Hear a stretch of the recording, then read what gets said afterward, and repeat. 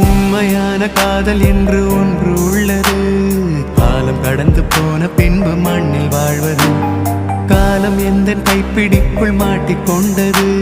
காதல் என்னை விட்டு விட்டு எங்கு சென்றது.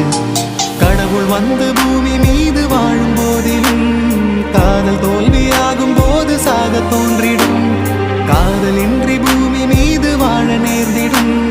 கொஞ்ச நேரம் கூட நரகம் போல மாறிடும்.